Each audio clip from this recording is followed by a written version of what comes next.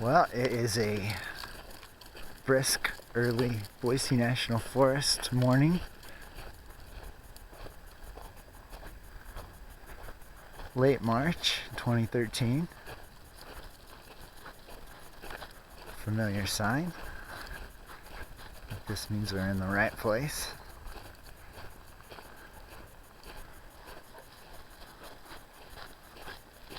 Campground's still closed. Doesn't open till May 20th. It is chilly. It's in the mid-30s. It's supposed to warm up a little bit. Hope it does. It'd be nice to see the sun.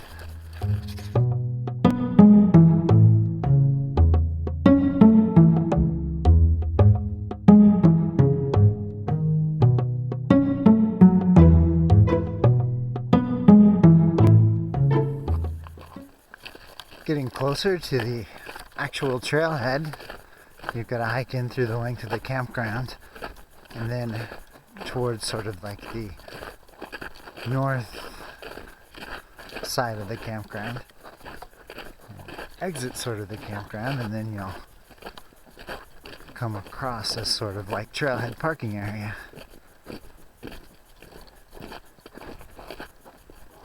Campground opens officially on May 20th. But if you want, you can backpack in anytime beforehand.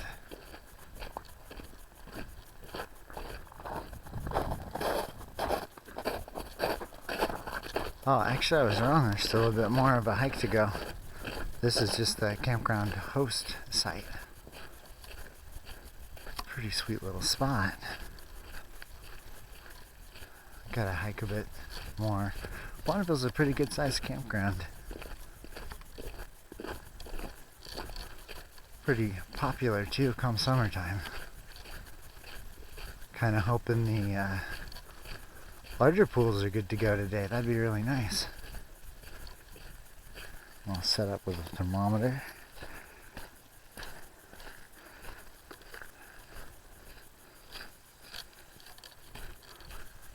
I think I've got some test strips in here too. Sort of your garden variety test strips you would use on a dishwasher, like a commercial grade dishwasher. Not the same type of pH strips you would use for like your pool or something. These are a bit more accurate. And you can get them at any restaurant supply store or online. They have a nice little guide here. So you dip the strip, these little guys, you tear one off, get it wet, and it changes color. And you match up the color to the color code, and you know your pH. The higher the pH, the more alkaline the water is. The lower the pH, the more acidic. That's a new sign. You've even got water here seasonally. Everything's wrapped up now though, because it's still below freezing. As I said, Bonneville's a good sized campground.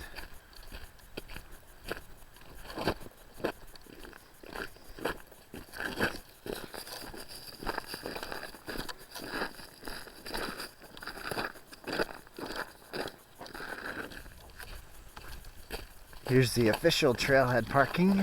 If you drive through the campground and you're not going to camp, but you want to day use the hot springs, there's also a $5 parking fee if you plan on parking here. Looks like somebody might have had a makeshift fire pit a while back. Well, yeah, the best thing is if you come in while they're closed and make sure you don't leave a mess, you don't have to pay to camp. It's pretty muddy out here today.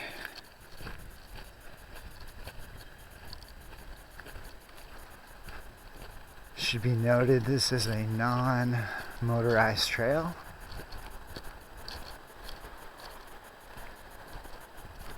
Mountain bikes and feet, a-okay. And you can see down here some cool little hiking sites. So you can park at the trailhead over here, or this parking area, and then they've got some pits and cleared areas for you to pitch a tent and cook your dinner. They even have some tables too. And hiking camp's a lot cheaper. Actually, this is a new site right here. I've never, both of these sites are. This trail has never seen these hiking sites on it before, to the hot springs. These are sort of just flat kind of hangout areas. So this is new. They've expanded the campground fairly recently. Yeah, it's the first time I've seen these sites over here before. It's kind of cool. But the other benefit of coming off season is you can backpack in all the way to the hot springs and set up shop there. Might want to do it during the week though, unless you want to see a steady stream of visitors.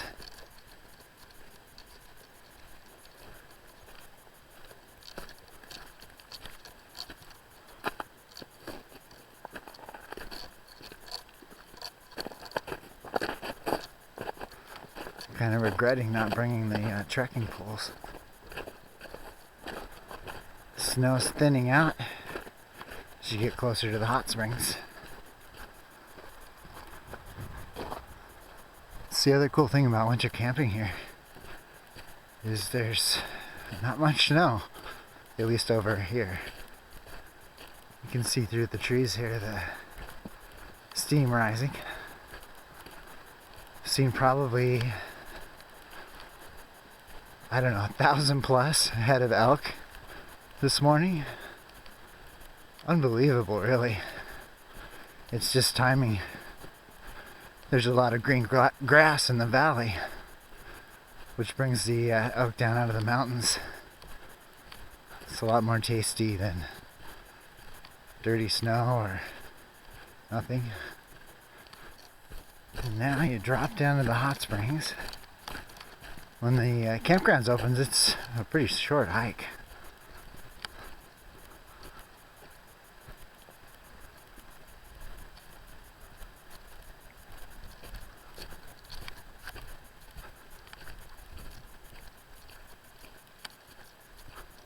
A little bit longer though when you have to park out on Highway 21.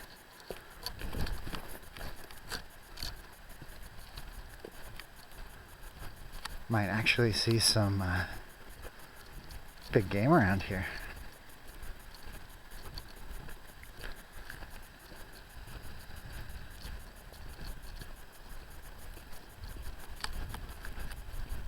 I'm usually out here around March or April. Go figure, it's between March and April, just about. Last week of March.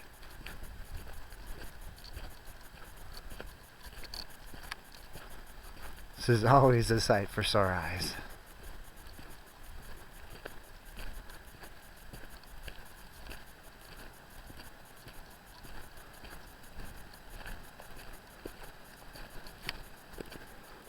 We'll take a look at the action down below first.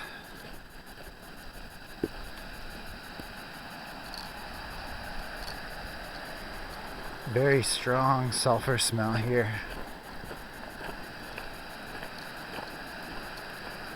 Looks like we have a makeshift here.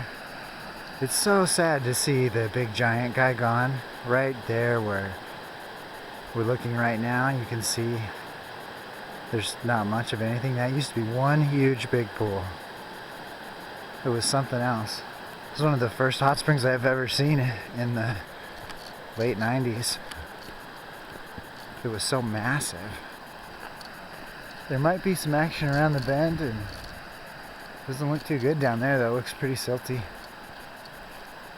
Yeah, you can kind of see remnants of the former monster soaker. It's a really cool place though, just because of all the geothermal activity. It's perpetually green here too. It always looks like spring.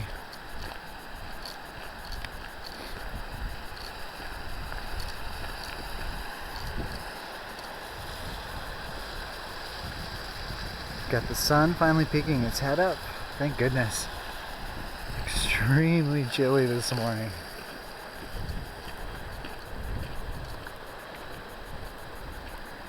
And the old soak shack with a piping full tub. Whoever came out here last didn't pull it.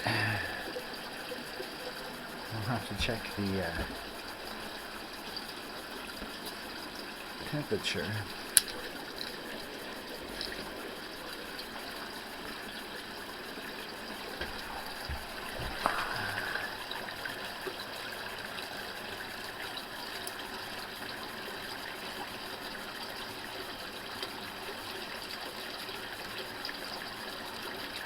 $106. Nice. Maybe about 107. I'll have to turn on the cold water. Excellent.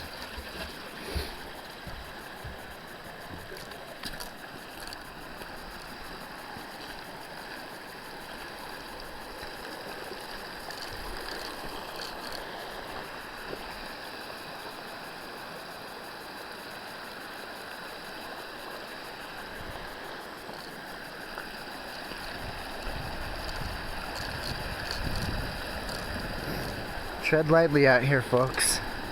Don't leave anything behind. If you see other garbage, take it with you.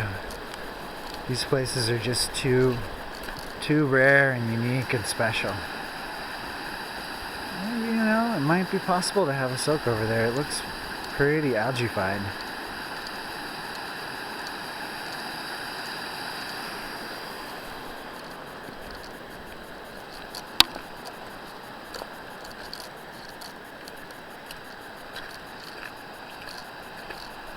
This is shortly before runoff.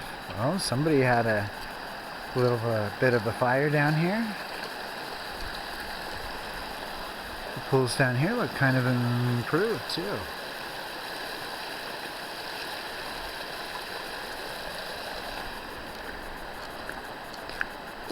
Interesting. It does look pretty silty, but it is nice and big.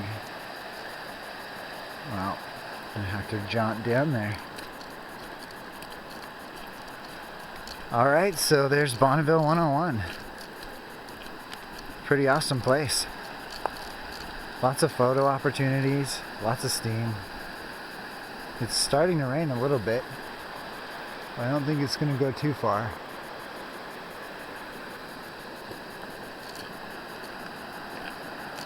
Alright. Over.